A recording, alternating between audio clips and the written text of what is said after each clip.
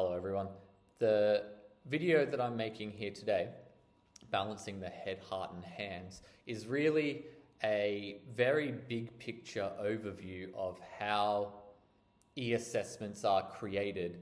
And I don't mean functionally created, but actually the philosophy behind them. So this is a great one for the teachers out there, but I think there's some value for students here as well to understand the underlying principles of this assessment instrument. This is a shorter form, essentially, of something I presented at a teaching and learning conference a few months ago. So what we have here on the screen is a quote from the IB Director General, Olli-Pekka Heinonen. And he poses this question: what are the knowledge, skills, values, attitudes, and competencies for the world of tomorrow? This is a direct quote from him from a podcast that he appeared on, and I've got a link to that at the very end. But it was an interesting conversation because he began by posing this question, and then he went on to answer it later in the podcast. The essence of his answer was this theory of head, hands, and heart. Now, this isn't something that the IB themselves came up with. They aren't an organization that originates a lot of research on education. Rather, they are informed by research. And so this was something first conceived by a chap, David Orr, in 1992. And it has featured a lot in teacher training programs since then. And it was expanded on somewhat in 2008 by Sipos. And it's kind of seen a resurgence since COVID times. A lot of people have been paying attention to this philosophy of head, hands, and heart in education. The idea that these things need to be in balance in our teaching and our learning. And these are broadly the inspiration for the MYP eAssessments. And they are quite well aligned, I would say, with both ATL skills, so metacognition, but also the learner profile. So you'll see as we go through that there's a lot of synergy here between this theory and IB philosophy more generally. This here is the answer that Olli-Pekka gave later in that same podcast. Now, I'm not going to read it word for word. You can see it there for yourself. But he talks about this balance of cognitive, the head, what we can do, our hands, and how we bring a human ethical aspect to that as well.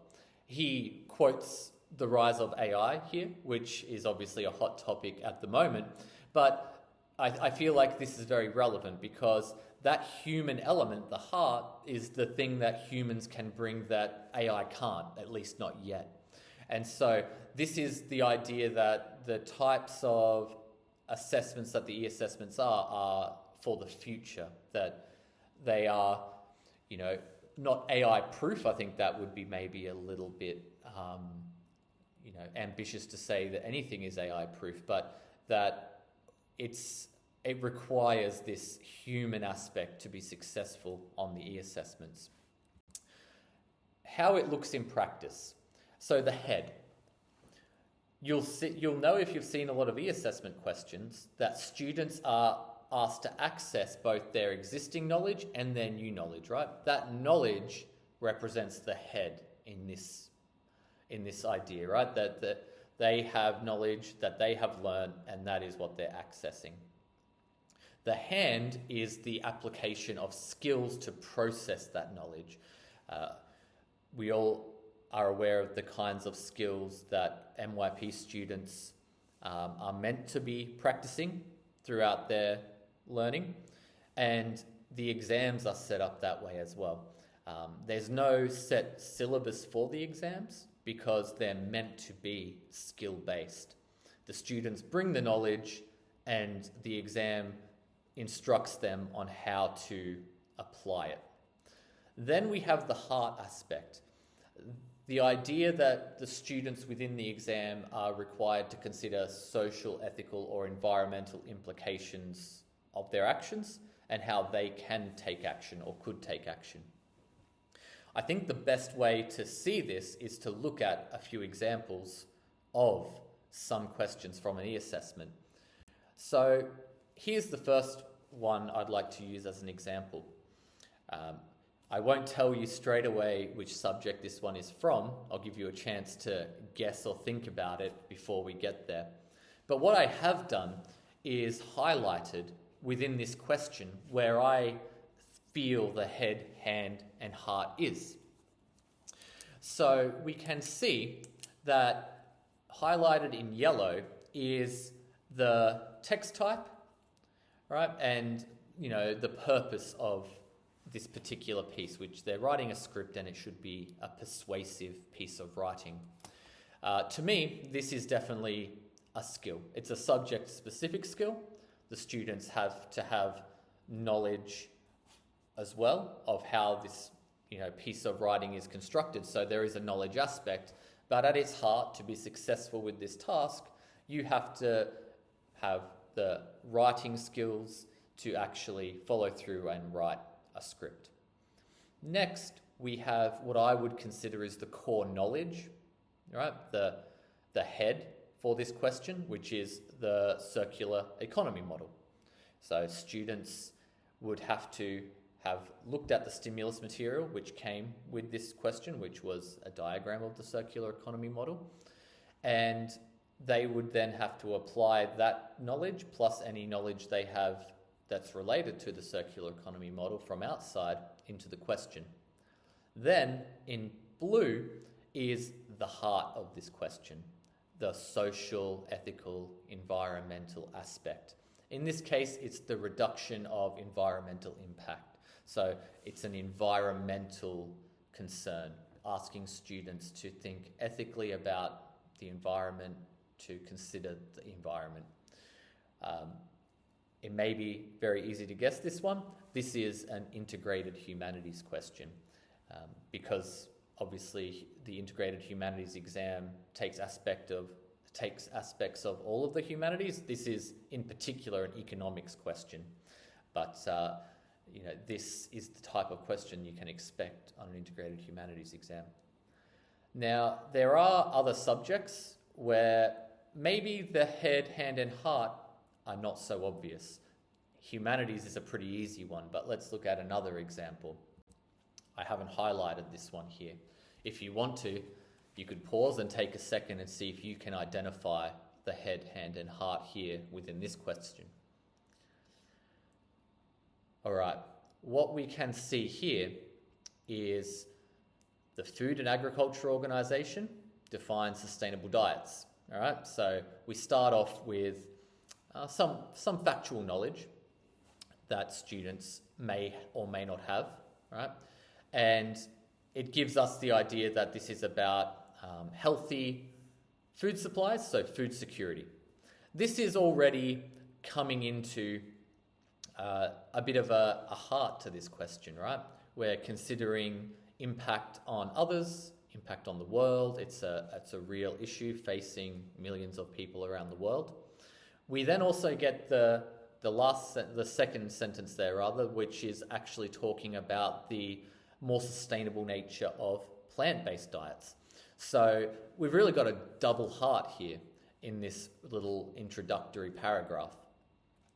Then we get our knowledge. So using this information and our own knowledge, so we have our head here, our knowledge that we have to access. We are discussing the benefits and limitations for the human body of diets heavily based on plants. Here we have our skill, which is where we're discussing, so we're looking at the different implications here. We're responding to the command term. And altogether, we can see maybe not as obvious a blend of head, hand, and heart as in the INS question, but we do still have those elements present. And like I said, in some subjects more than others. If you didn't guess already, this is actually from the Integrated Sciences exam, and it's very much a biology question. When it says discuss the benefits and limitation for the human body, this is making direct reference to knowledge of human biology. Lastly, last one I have for you. Very short question and a lot of marks. And if you know your e-assessments, just based on the number of marks, you maybe know which subject that this one is for. Create a speech. So we have that knowledge of text types like we did with the INS exam. We have to know what a speech looks like and know how to make a speech. And we're creating this speech for a school assembly on the topic of disconnecting from technology. So we have our hand, definitely, where we have to functionally know how to create a speech. We have our heart, I would argue. We have maybe not an ethical issue, but we have an issue of significance that requires complex thought and a human touch. What we maybe don't have as clearly in this one, I would say, is the knowledge that has to come to bear. Now, it is linked from this particular exam, it's linked to the global context of scientific and technical innovation. So it may be that students are required to transfer knowledge in from a wider range of subjects to help them respond to this question. Because the subject that this is from, English language and literature, doesn't really specify that they have any knowledge at all about technology in this way. But definitely to be successful in this question, the students would need to access some knowledge that they have, whether it's from their English language and literature class or from other classes. So these are all examples of the head, hand, and heart inside these e-assessment questions. I guess the big question that teachers need to ask is, how do we take these principles that are used to create e-assessment style questions and bring them into our classroom so that students are practiced at implementing these three elements together in their responses? These are just some ideas that I have, and if you have other ideas, I would love to hear them down in the comments. But these are just, I feel like, some great ideas just to put into daily practice. Having questions that leave room for students to combine the content we're studying, our prescribed content, with knowledge that maybe they already have. By putting a boundary on students and saying they must use only the knowledge that we have just studied in class, we're often not giving that freedom to bring in knowledge that they may already have from their life or from other subjects. What we want to make sure is also that we have questions that vary the text type and the audience. We saw that in the Integrated Humanities and the English Language and Literature exam, that this is a key component of those questions, that the text type and the audience are specified, and for both questions, they were different. Next, I think we need to be very intentional with our inclusion of social, ethical, and environmental factors in our questions. It can be easy sometimes for teachers to get very operational and focus on the knowledge with their questions, but we really need to think what ethical, environmental factors come alongside this knowledge that we are asking the students to display for us. Then, the last one, which is I think good for e-assessments more broadly, is a wider range of stimulus material, definitely in multimedia formats. As an INS teacher myself, I can be guilty sometimes of over-reliance on text as stimulus material, or sometimes pictures. And we need to make sure that the students are exposed to interactive stimulus material, video stimulus material, audio stimulus material, alongside more traditional text and image stimulus material.